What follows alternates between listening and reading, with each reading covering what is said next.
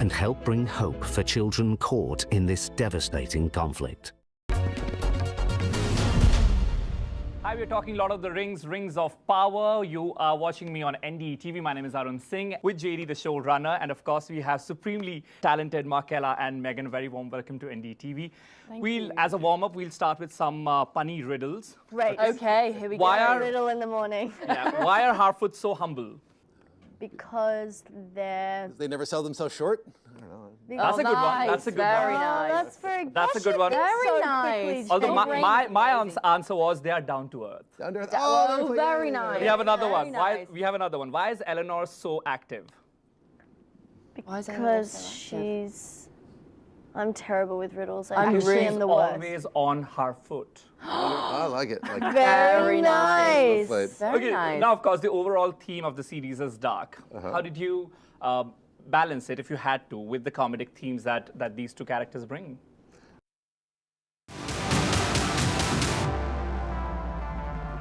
Good morning, North America, good afternoon, Europe, and good evening to everyone watching in India. This is US Election Watch. I'm Allister D'Souza, coming to you live from Washington, D.C. The headlines. Harris to kick off a tour focusing on reproductive rights in swing states. The campaign tour to begin in Florida. Tim Walz is unhurt after his motorcade is involved in a crash. The cause of the collision remains unclear. One injured in the crash. Democrats ask Trump if he accepted $10 million from Egypt. Democrats raise questions on foreign funds in 2016 polls. Hispanic voters favor Harris on health and climate. Hispanic voters give Harris an edge in the latest Ipsos poll.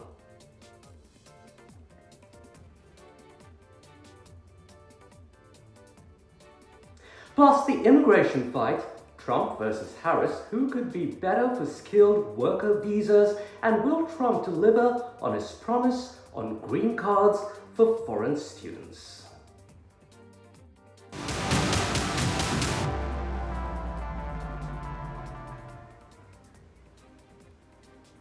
Just 62 days until the US election, and it's the end of the Labor Day weekend, which observers say marks a phase when more voters begin to really start paying attention to what's happening on the election trail. This as we enter the final critical leg of that race. Now, Harris plans to campaign this week in New Hampshire and Pennsylvania. Later in the week, Trump heads to Wisconsin. Both candidates have doubled down in battleground states. On Monday, Harris was at a joint event with Joe Biden, capitalizing on the president's image as Union Joe. They are targeting unionized blue-collar workers who make up a large portion of key voters in certain swing states.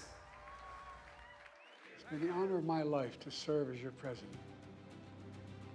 But in the defense of democracy, which is at stake, I think it's more important than any title.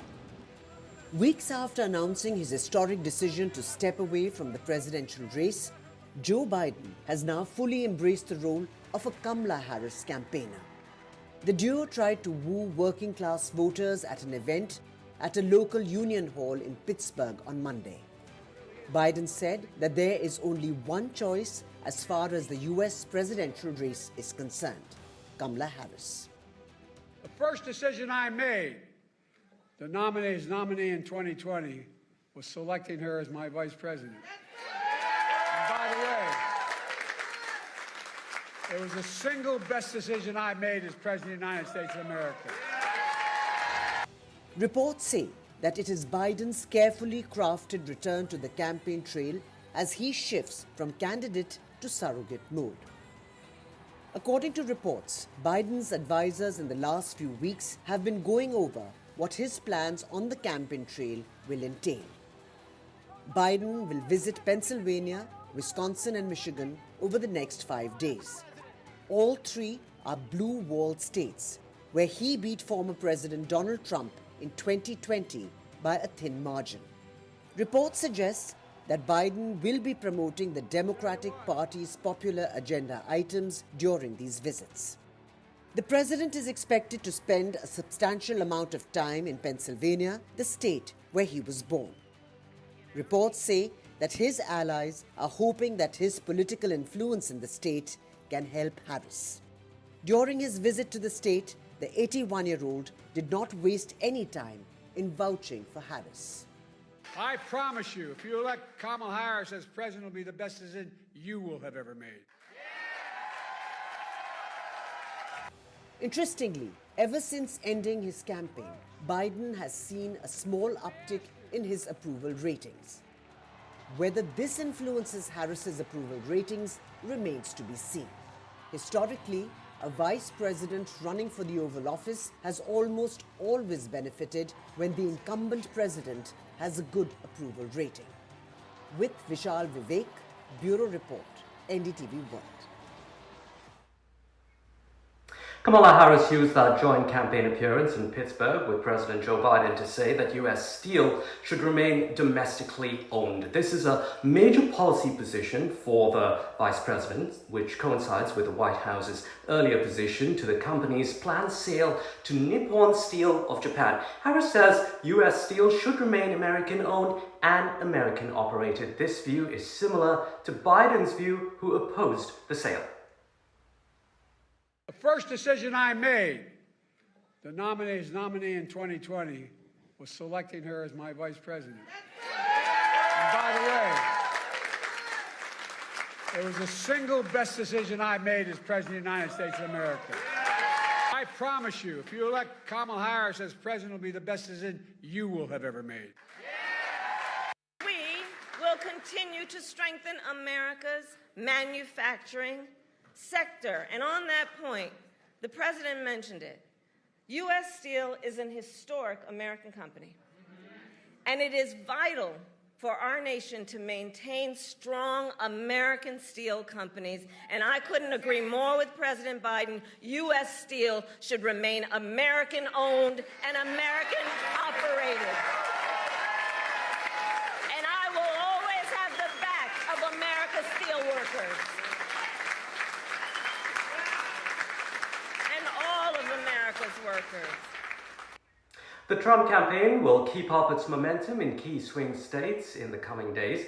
This as the former president defends himself in the aftermath of an incident at Arlington Cemetery in Virginia last week, while Harris drummed up support amongst blue-collar voters on Labor Day. Trump kept a relatively low profile in the run-up to next week's debate.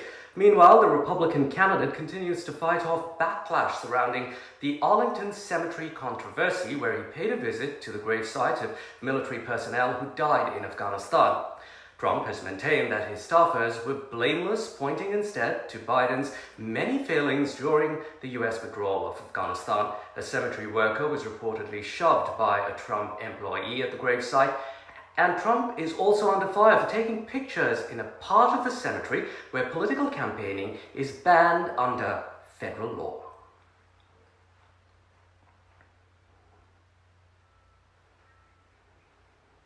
Immigration-related issues remain amongst the biggest concerns for voters heading into the 2024 election. It also has a wider impact on people in other parts of the world, including India. Take, for example, your friends or perhaps relatives working temporarily in the US on visas like the H-1B. This affects Indian IT giants like TCS or Wipro too, who bring talent into the US on those visas. So, Trump versus Harris.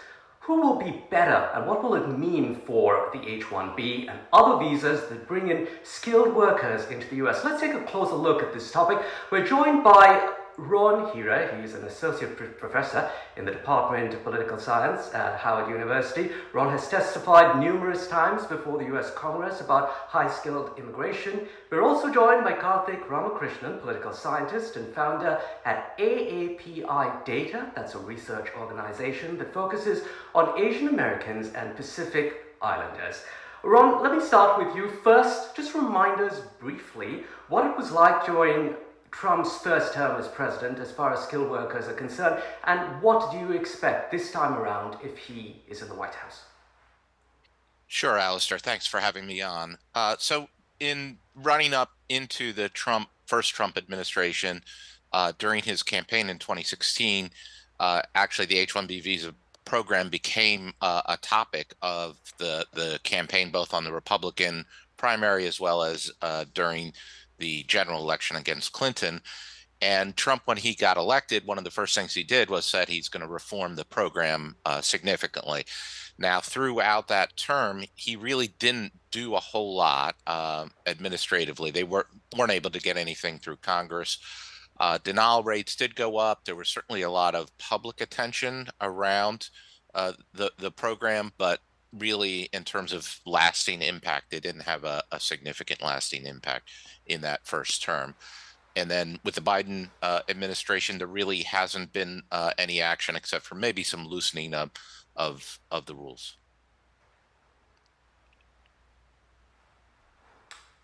Rajati, Karthik, what would you say? Would you agree with that? That there was no sort of impact, but was there a certain amount of fear created during Trump's reign in office the first time around? Thank you for having me. I mean, I'll say that, when it comes to immigration policy, on the one hand, if you're looking at laws that are being passed, Congress is gridlocked. You need to overcome the Senate filibuster. So it's really hard to get legislation passed, especially on an issue like immigration, where it's a complex issue and the parties are divided in many ways, mostly between each other, but sometimes within the party as well. The thing about immigration is that the Trump administration did slow down its visa processing, not just on H-1Bs, but also a green card, as well as citizenship applications. So there were the wait time skyrocketed even before COVID. And then with COVID, of course, things slowed down even more. The Trump administration in general, looking ahead, wants to have a much tighter control on immigration. So even though the Trump campaign and Trump himself has tried to distance himself from Project 2050, generally speaking, with senators like Tom Cotton wanting to cut down on family visas, and you still have a lot of Indian Americans coming in on family visas, that would be under a threat. And chances are that there'll be a much greater tightening of the H-1B visa program administratively if there is a second Trump administration. Finally, I'll say is that what would we expect from Harris as far as these visas go? Status quo? I would say so, but one thing I'll say that even the status quo now, the H-1B visa program it still faces significant challenges in terms of qualified, highly skilled workers being able to work in the U.S. So you're seeing a big increase in undocumented, Indian immigration to the U.S., trying to use the asylum process, which they've closed down now, to try to get jobs. So generally speaking, I think in either administration, it's going to be challenging, but probably even more so in the Trump administration than the Harris administration. Karthik, we're going to come back to undocumented immigrants in just a bit, but before that, I just want a quick reaction from Ron here. Ron, Trump has talked about providing green cards to foreign students studying at U.S. colleges and university. Great idea for the likes of Indian students here. A great way also perhaps for the U.S. to retain global talent. But if Trump's track record on skilled workers, you said that he didn't really move the needle much, but he did try to. If we take that into account, would he really deliver on this promise? Is it as simple as that, to dole out green cards to foreign students once they're done? No. In fact, the president, so we have a divided government here. There's a separation of powers, and that would be going beyond what the executive branch can do. So there are things that an administration can do. Granting green cards to, graduates of U.S. universities, STEM graduates, would not be something that the president has the authority to do. So there's no way that Trump could fulfill that promise. And by the way, his spokespeople, walked back those statements that he made during that one, I guess it was kind of a webinar that he did with some venture capitalists out in Silicon Valley. So unlikely that they're going to get that done. There are things that one can do administratively, and the Trump administration did try to tighten some of the rules at the end of his administration in 2020, but it was too late. The clock kind of ran out. There has been a consensus that's been developing around trying to grant the H-1Bs, not just through a random lottery system, but via the highest wages or highest skills. This is something that, in fact, the Biden campaign had run on in 2020. It was on their campaign website. So that may be something in play, whether you need to have Congress do it or whether an executive order or action by one of the agencies is sufficient remains to be seen. Okay, Karthik, reaction on this one now. The Associated Press had reported on how Trump filed an application, this was way back in June 2022, for an H-1B visa for a worker to be hired at the company that owns Truth Social. Truth Social, of course, Trump's social media company. Now, the company says that it's terminated the services of that employee since, but Trump's son-in-law filed an H-1B application to hire someone at an investment firm that he started. So how do we really view this? So double standards to some extent here? This reveals the complexity of immigration, right? I mean, we have a broken immigration system in America. Unlike other countries like Canada that have a much more rational process that is not politicized, that allows for temporary worker programs to fill needs where they exist. When it comes to high-skilled workers, when it comes to agricultural workers, the system has been broken for decades now. And it is a double standard that almost everyone now accepts as part of the game. Business must go on. People need to get going in terms of what businesses that they're running. And so, yeah, and I'll also say when it comes to Trump, on this issue of green cards for high-skilled workers, for college graduates who are foreign students, he's mentioned this in the past. He mentioned it in 2015 and 2016, and then walked those back. The reality is the Republican Party is largely a nativist party now in the US.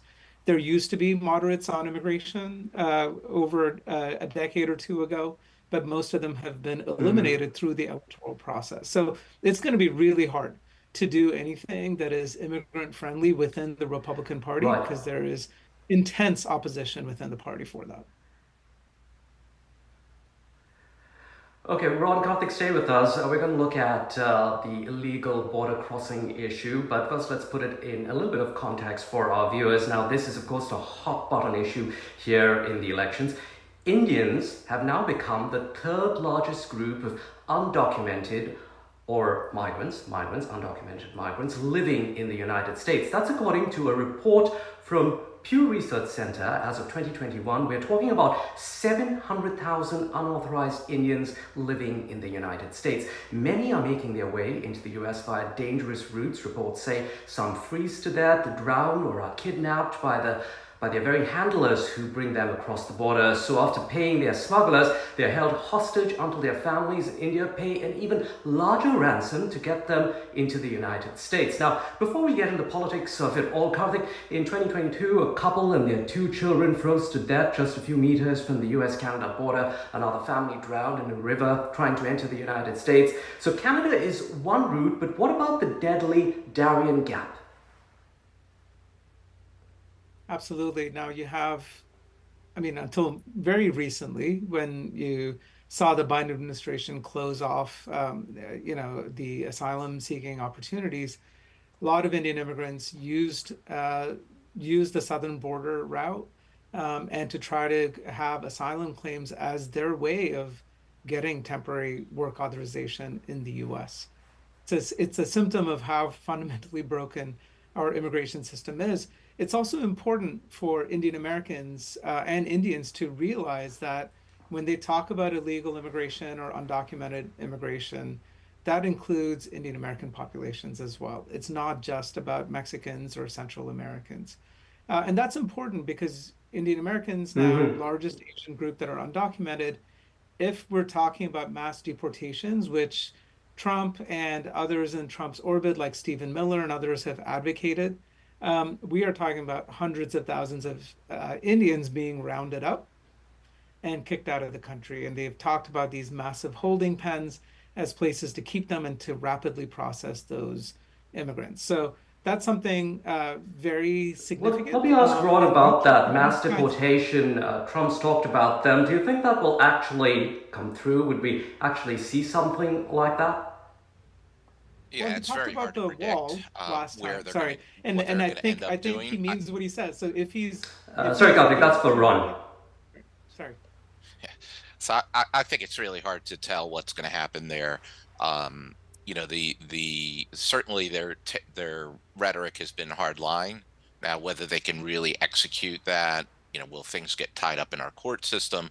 So unlike Canada, which Karthik talked about, which was, you know, here's a rational system. That's a parliamentary system where the the government that's in charge is also in charge of the legislative branch. Here we have divided government, we have separations of power. So it's not as though that the president is a king and can do whatever he or she wants to do. So there'll be limitations on what they can execute, and then of course there'll be concerns about the publicity and the backlash that comes from mass deportation. So clearly the immigration system is broken. We haven't had major immigration legislation since 1986. So you imagine that that's almost 40 years now that we haven't had significant changes to our immigration system. Okay. Ron Karthik, now Indians reportedly pay around 50,000 USD to 100,000 USD to make their way illegally into the US. That's anywhere between 4 lakh rupees to 8 lakh rupees. This is not cheap. So clearly, these are not Indians who are poor, fleeing poverty, but middle-class families hoping to make it big, the American dream here in the US. This is exactly the kind of economic illegal migrants that immigrants that the US does not want to see. Very quickly, a quick reaction. We don't have much time. Ron, to you, what do you think of this kind of demographic making their way into the US from India?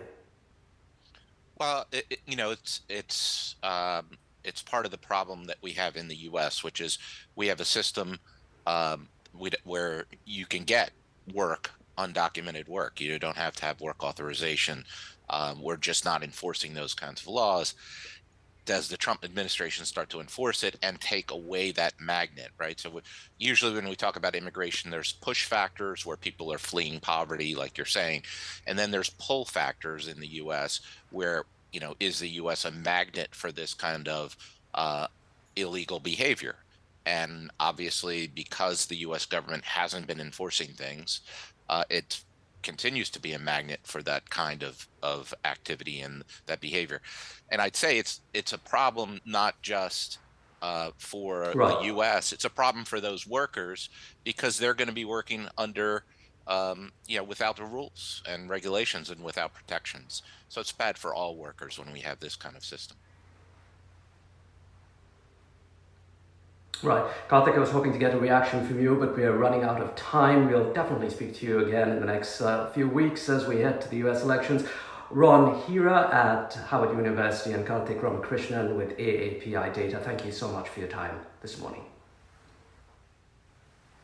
In other news now, multiple cars traveling in the motorcade carrying Minnesota Governor Tim Walz, the Democratic candidate for vice president, crashed in Milwaukee. Mr. Walz was not hurt. The cars involved were at the rear of the motorcade and were carrying members of the press who traveled with Walz. Reporters said that they were violently thrown forward after being hit from behind, sending their vehicle into the car in front of them. At least one person was injured, and Walz later spoke at a rally in Milwaukee. Let's listen in.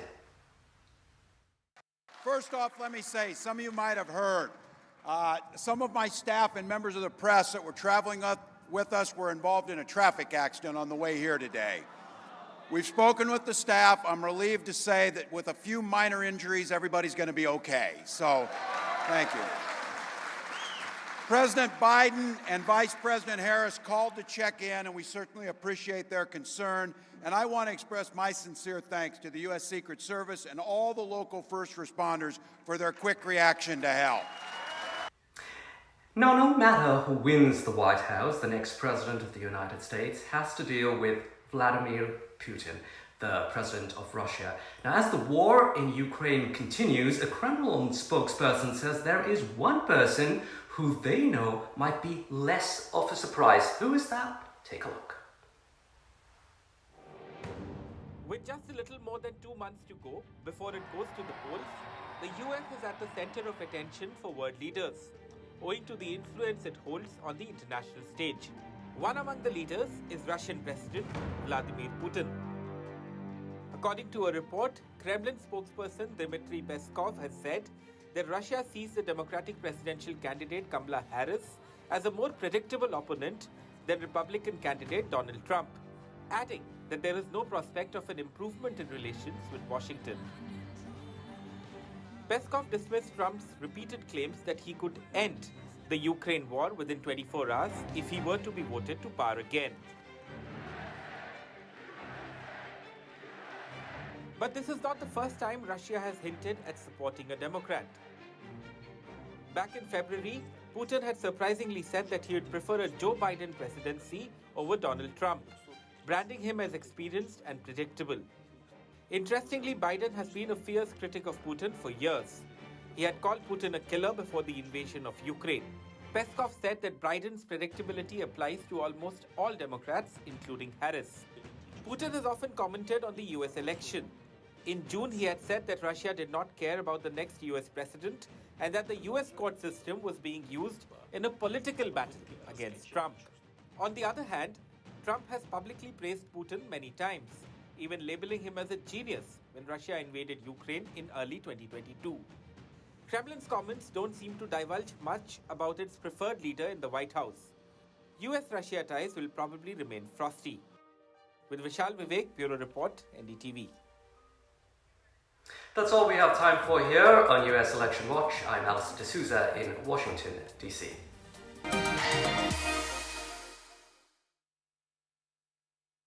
Great tasting coffee shouldn't cost a fortune. That's why McCafe coffees are made with 100% Arabica beans and fresh organic milk and start from only $1.39. Whoever you are and whatever might happen, Remitly money transfers keep life moving. Because it's more than a transaction. It's a connection, a hug, or a hello, what's happening here?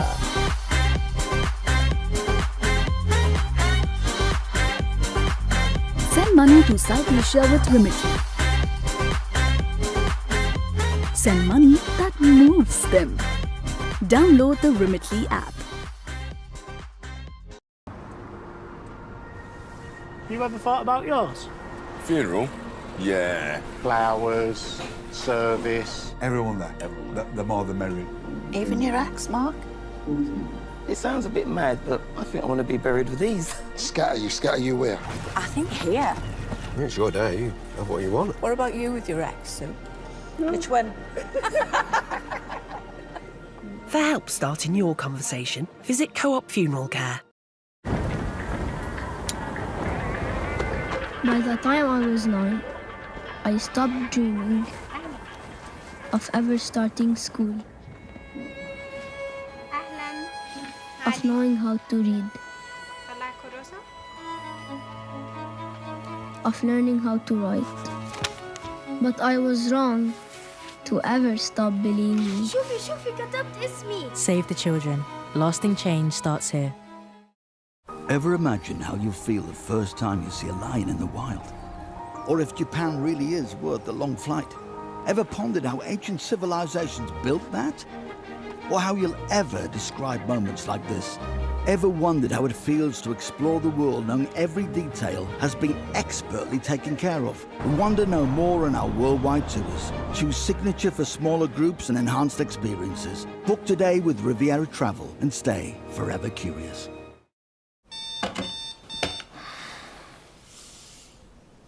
Dog needs walking.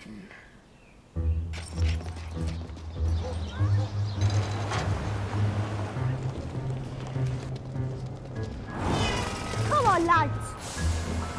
I have a life too, Bill.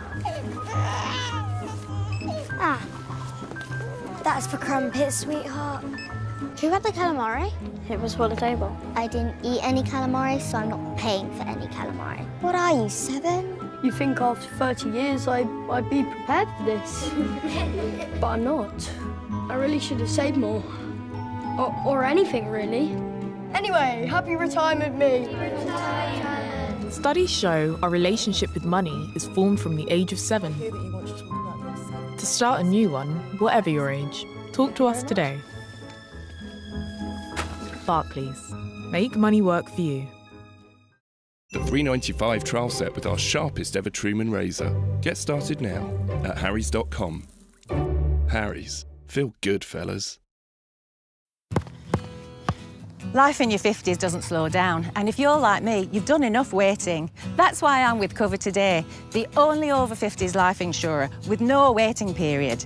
Unlike other insurers, who could make you wait up to 2 years for full cover. With Cover Today, you're fully covered from day one. Plus, you get your choice of a £125 gift card. Don't wait around to look after your loved ones. Get Cover Today. To find out more, call our friendly UK team or visit covertoday.co.uk.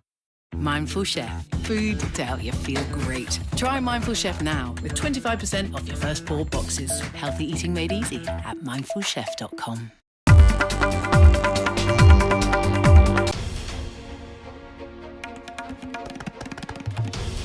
This is NDTV. And you're watching NDTV 24/7.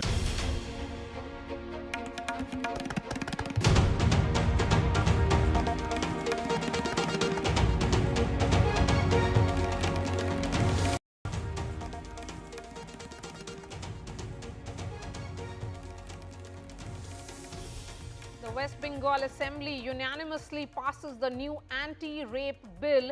Aparajita, Chief Minister Mamata Banerjee calls it historic and a tribute to the junior doctor who was killed as it brings the death penalty for brutal rape. Mamata and the BJP trade charges over implementation as it still needs the governor's assent.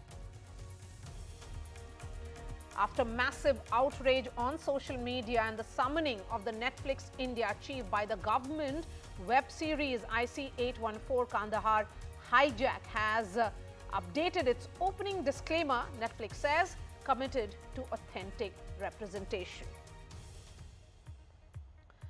A shocker from Haryana, a 19-year-old student, Aryan Mishra, was chased by a gang of alleged cow vigilantes on the highway before he was shot dead. The Haryana police have arrested 5 people, say it's a case of mistaken identity.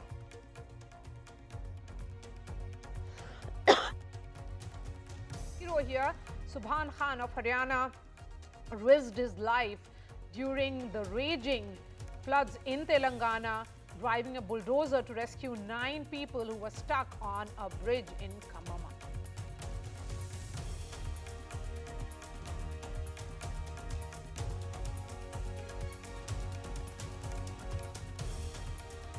Hello everyone, this is the Left, Right and Centre and I'm Maria Shakil. Netflix India has updated the opening disclaimer on its IC-814 Kandahar Hijack web series to include hijacker's name, the real and also the code names. This came after the Netflix top management met with Information and Broadcasting Ministry officials and asserted that the OTT giant is committed to showcasing stories with authentic representation. Sources indicated that Netflix was asked why they did not fact-check before putting out a sensitive content. It also was told why no caption or rider beamed across the series on the real names of the hijackers. The question that we ask on the show tonight, is this controversy a needless noise or the much needed check to ensure responsible content? All these developments happening at a time when Kangana Ranaut's starrer Emergency has not been given the CBFC certificate following protests by Sikh group. On the show tonight, I ask a series of questions. First, is freedom of speech and expression being taken for granted? Are the content creators forgetting or overlooking the constitutional duty towards public order, decency and morality? Are the OTT platforms largely unregulated, not responsible under Article 19 of the Constitution? Is unrestrained, uncontrolled content under the right of free speech and expression? And can artists just say art for art's sake and celebrate content? And there are clearly limits to creativity, or do the artists really have the freedom to offend? That and much more on the show tonight. We also have the ongoing Muda battle between the BJP and the Congress in Karnataka, The latest flashpoint comes over the suspension of former Muda commissioner who is accused of favouring the Chief Minister's family in land allotment. The BJP has called the suspension just an eyewash, while the Congress insists that it's routine. Is the Congress trying to make the commissioner a scapegoat perhaps? And can the Chief Minister come out clean from what is evidently turning out to be a big mess? That's in 30 minutes from now. But first, let me bring in my guests who are joining me on the first big discussion on the entire debate which is ongoing on creative freedom. Shehzad Khan is an actor. We also have Kasturi Shankar, actor and activist. Mayank Tiwari is a screenwriter, someone who wrote Delhi Crimes. Newton as well. Karan Taurani is Senior Vice President of Elara Capital and is an OTT and movies expert. We have Abhishek Malhotra, advocate and expert on IT rules, and N.S. Napinai, advocate of the Supreme Court. Shehzad Khan, is the creative freedom being controlled, or do the artists also have the right to offend? Thank you very much for having me on your show.